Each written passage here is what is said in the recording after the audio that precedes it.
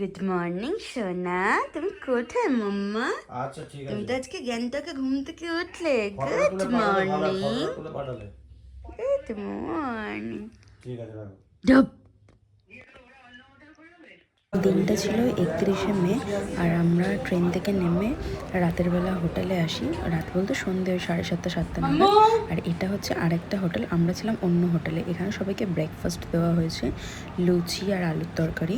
আর এই হোটেল থেকে ভিউ হচ্ছে এটা। আমাদের হোটেল থেকে ভিউ নেই, কারণ হচ্ছে আমাদের হোটেলটা বেসমেন্টের দিকে, ঠিক বেসমেন্ট না, বাট নিচের দিকে একদম, ওখানে ভিউ নেই, চারিদিক বন্ধ।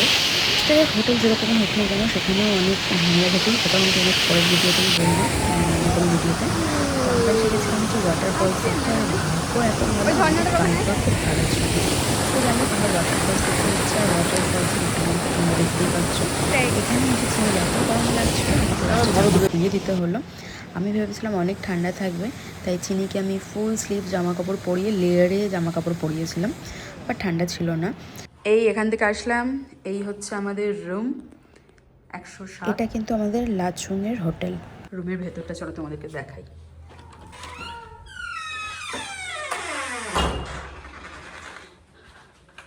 এই যে চিনি বসে আছে, এই যে আন্টি এসছে। এই ঘরটা তোমাদের? রুমটা কেমন সেটা তোমাদেরকে দেখালাম। আর এটা হচ্ছে বাইরে ব্যালকনি।